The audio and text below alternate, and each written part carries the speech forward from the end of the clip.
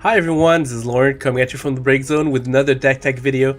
This one going over an artifact deck that I put together after watching some of the We Play content, other YouTube content regarding this game, some of the high tournament play, and I'll have to agree, red-green is quite a force to be reckoned with. So I took this deck, I put it together, played some games against bots to get used to it, to fine-tune it a little bit to my playstyle, and then I took it to Casual Constructed and was able to pull off my to play my first gauntlet and actually got a perfect run off of it. So you can see it right here, one perfect run. I mean, obviously it's not the highest count, but hey, 1 for 1, I'm 100% perfect.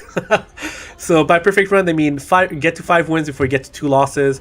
I was able to I lost game 2, but was able to reach game 5 where I won. And that one was quite a doozy. I was able, my opponent used a Blink Dagger to move their hero from lane 1 to lane 2, allow me to break the tower on lane 1. And on lane 2, with priority, with initiative, I was able to play Time of Triumph, go for siege damage, kill that lane before he got to lane 3 where they were going to take out my Ancient. So let's go over the deck. And I'm going to start off with the heroes. Axe, one of the best heroes in the game in my opinion. If you don't have him, I highly suggest you get him and you give him a shot. The stat line is amazing. Being able to have 2 armor is going to protect him from any kind of melee damage, melee creep damage, and high damage, high health. His signature spell is quite a doozy as well. I like it quite a bit. I'll go over it a little bit later. Okay. Next up, we've got Treant Protector. So I like the stat line because one of the requirements I look for when I decide which heroes to put down as my first 3 heroes, the ones that will be deployed at the beginning of the game, I want them to be able to take at least 1 hit from Axe, because Axe is a very popular hero right now. And if you lose your hero on the first turn, you're giving your opponent 5 gold that turn, and that could snowball pretty quickly. And I want to prevent that. So Treant Protector is good at that. He's a green hero that I need to be able to play my green spells in that lane. And I'll go over his signature spell a little bit later as well. Next up, Legion Commander. Great card as well. Pretty good stat line. Not as high as Axe, obviously, but the signature spell is amazing as well. So the damage is okay. 1 armor helps you a lot against kind of getting chipped away by creeps, by melee creeps, and that health 8 is pretty good. On top of being able to retaliate if you go against other opposing heroes and they don't have armor, that can really add up. That's like an 8 attack stat if you think about it. And the signature spell is quite good as well. Okay. Next up, Drow Ranger. So probably one of the, I would rate like even one of the top 2 heroes to get in the Call to Arms in Artifact. Drow Ranger being able to give all other allies in all lanes +1 attack is amazing. That's a lot of stats to be had from just having a hero around. And the signature spell is very relevant as well. I'll go over it as when I go over the spells. Alright, and last but not least for the heroes, I've got Beastmaster. I love his signature spell. His stat line is pretty good. He can take a hit, he deals an okay amount of damage, and is able to bring out a creep, so that helps out in lanes where you're trying to push a little bit or block something. That creep will come out at random though, the Loyal Beast. But the Loyal Beast is pretty good though. I mean, it's not a 2/4, it's a 3/1/3. And so it's able to take on melee creeps, and that can be quite relevant. Also, being able to modify a unit to -1 attack is going to be huge.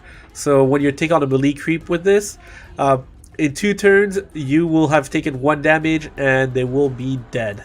Alright. Next up, we're going to go over some of the spells, starting off with Fight Through the Pain.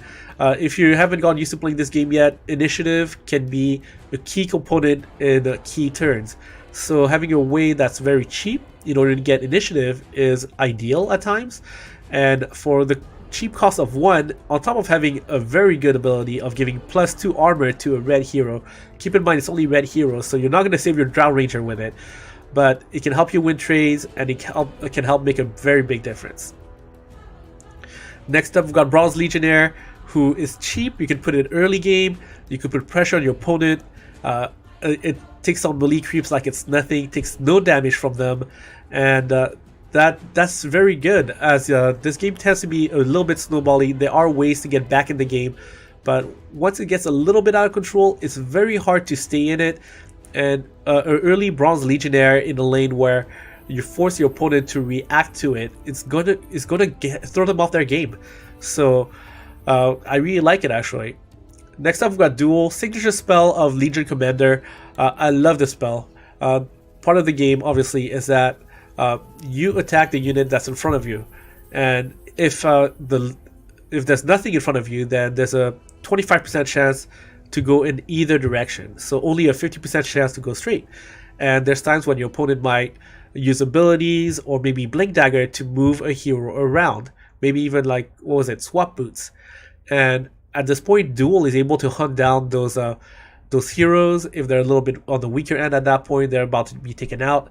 But also, there's times when they might put a creep that's very problematic if it's not answered right away, such as Red Mist Pillager. And since Red and Axe are quite popular at the moment, I would say Red-Green is one of the most popular decks right now.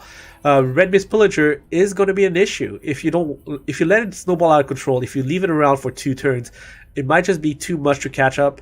And with Duel, you're able to hunt it down so that it won't be able to spawn another copy of itself.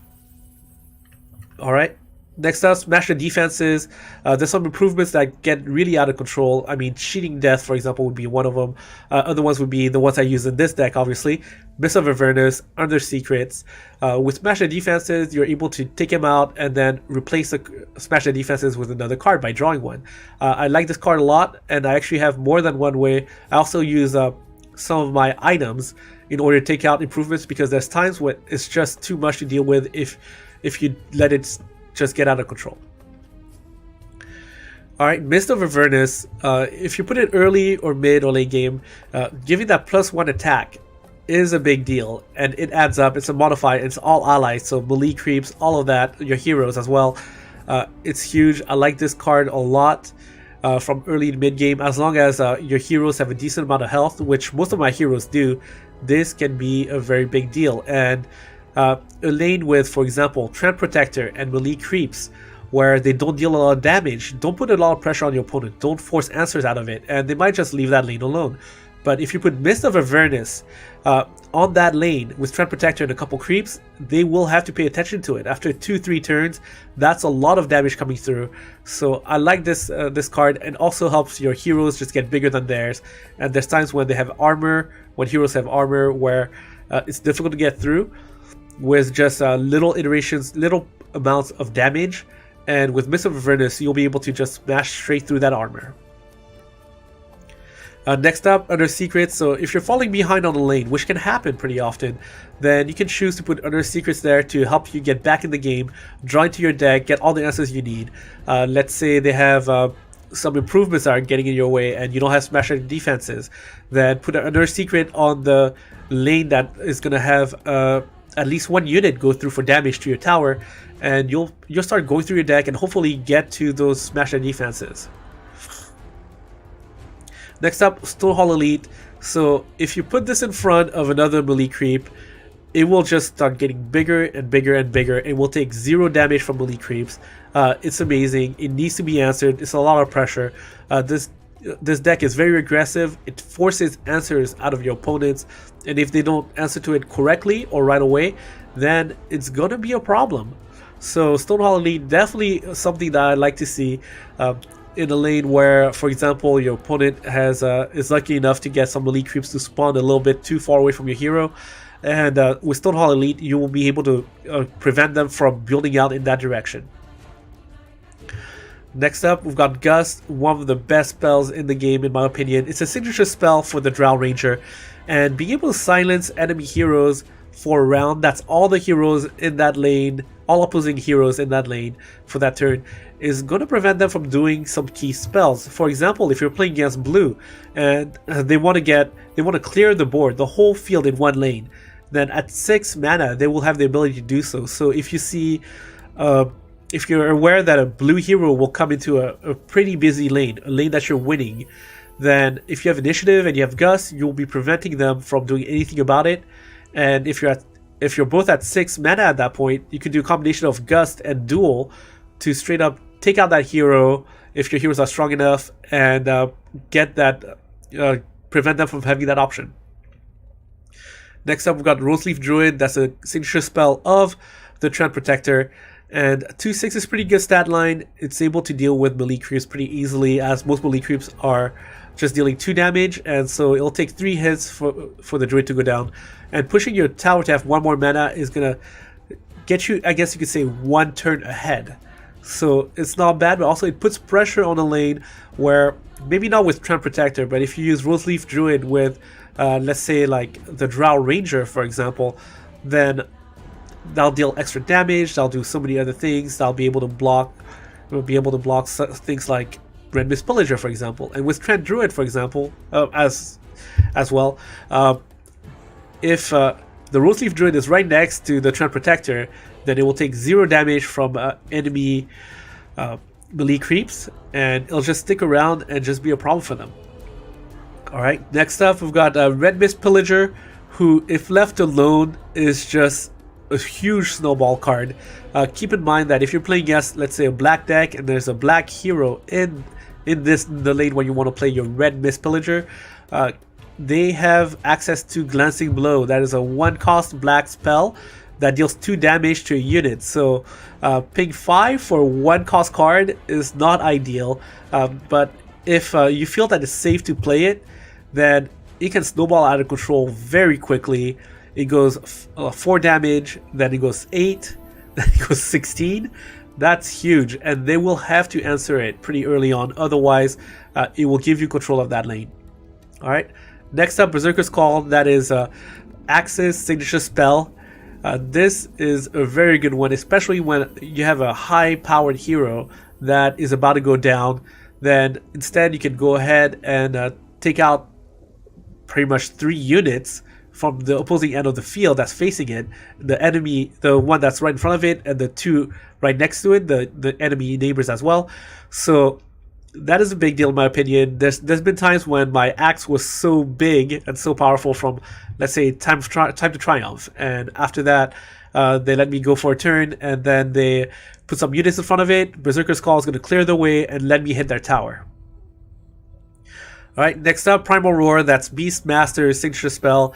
Another form of crowd control, quite good, and can save a red hero or a green hero, well, whatever hero, depending on how you play it. I like it a lot. There's times where, for example, a red hero would trade and die from fighting an opposing hero. Let's say they will both die after combat. If you use Primal Roar, you stun it. Your hero will stay alive, theirs won't. And if, for example, there's a hero right, like there's a enemy neighbor that is problematic to your game plan. Let's say you have your Beastmaster next to your Drow Ranger, and there's enemy melee creep in front of you, and there's a hero trying to take out your Drow Ranger. Play Primal Roar, move that hero out of that lane so that your Drow Ranger can stick around, and that can make a difference. I like it quite a bit, and that's one of the reasons why I have Beastmaster in this deck. Okay, next up, Spring the Trap. It has saved me on a couple of occasions where my opponent thought, hey, you know what, I can take down that tower and try to win the game. Putting Springtrap onto and playing it onto any lane is a big deal. You'll be able to block like certain key forwards. There's times when some very big enemy creeps can actually start taking down your tower, or enemy hero that's just too hard to deal with. And with Spring the Trap, you'll get in their way, prevent your tower from taking a whole lot of damage, and hopefully allow you to finish off the race by taking out the opposing towers. Last but not least, we've got Time of Triumph. This card is so amazing. It just buffs everything. I mean, there's a lot of times when an opponent tries to put units in front of you to prevent you from dealing damage to a tower. Now, adding siege damage on top of taking out their units and piling up the gold on top of that, like it's so huge. It's a heal, it's armor, it's everything you'd want in a card pretty much, besides crowd control. And if you haven't given it a shot, putting it in a red deck, this card is the bomb. Alright, next up, let's go over some of the items. Going over first, Restel Signet. Costs 4 gold, and it's a bit of a heal if you think about it that way, giving a permanent +4 health. But also, if you know that unit is going to go down, or your opponent is trying to take it down, targeting it heavily, spending a lot of resources on it, putting a -3 bounty on it is going to prevent them from trying to get all that gold to snowball. Next up, damage Kamal. Pretty good. It's fairly cheap at 5 gold, and if they leave some heroes to just kind of try to trade to race each other, there's times when let's say you start off the game with a hero and a creep next to each other, and each hero on each side takes out the creep. Now you're racing each other, and if they put, let's say, an improvement such as Mist of Avernus, then if you put damage Kamal and your hero is unblocked, you'll be able to take out their improvements. There's times when improvements can be a little problematic, and with damage Kamal, if you're able to get a clear path to their tower, you will be able to take them out. Next up, Blink Dagger. I think just about every deck should have Blink Daggers in there. A little bit of a damage boost, but mostly you want that active ability to move a hero to another lane. I've saved heroes that way, such as Drown Ranger, when my opponent was trying to pull tricks by buffing their hero, and after that, or putting debuffs on my Drown Ranger. With Blink Dagger, I'm able to move her out of that lane somewhere else safe, so that all my heroes, all my allies, keep their +1 damage buff, and it's been quite relevant. Or there's other times when I'm able to finish off a game by moving a hero with Blink Dagger onto a lane to finish off the last tower. And last but not least, I guess this was more of a flavor that I've tried, and I like it quite a bit. I don't want to put too many high-costed equipment items in my deck, but Vesperia of the Tyrant has helped me stay in the game quite often, where giving a tower +3 armor is going to prevent all damage from regular melee creeps.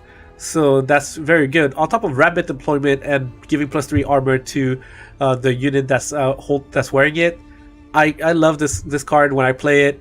I've never been disappointed in actually getting it. I mean, obviously, if you go to your store and you're looking for a Blink Dagger, you don't get it. That's a different story. But Vesperia the Tyrant has helped me stay in the game so many times. So hopefully you give this deck a shot. I hope you enjoy it. I enjoy playing it thoroughly. I'm going to give it a couple more tries to see what else I can do with it. Maybe take it on to expert play to see how it goes. Just as a reminder, I'd like to thank our sponsor, MagicTechGames.com, that sells Magic, Pokemon, and Final Fantasy, the trading card game singles. So go ahead and check them out in the link below.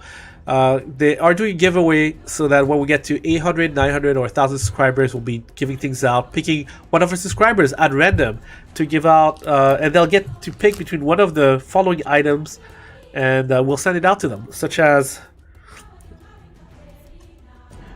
a Horizon Canopy. Oh wait, sorry. A Horizon Canopy from Iconic Masters for Magic the Gathering. That's about a $50 to $60 value. A Mox Amber. That's about $10 to $15 value from Dominaria. Cactuar Sleeves, a 60 pack, just in case you play physical card games.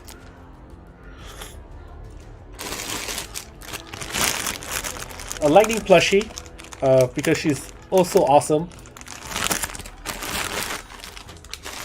Or a Shiva deck box from the Toronto Crystal Cup that was signed by Taro Kageyama, one of the producers of the game, Final Fantasy trading card game. And we'll also throw in, why not, a free copy of the game if you don't have it yet for Artifact, about $20 value. That's how much it costs on Steam. So go ahead, give us subscribe if you want to win any of those. Otherwise, if you have any questions, suggestions, or comments, feel free to put them down below. And we're still taking suggestions as to what else you'd like us to give to you guys in terms of giveaways. So feel free to add that in there, and we'll put that into consideration. Otherwise, I'm going to keep playing some Artifact today, and I'll catch you guys next time.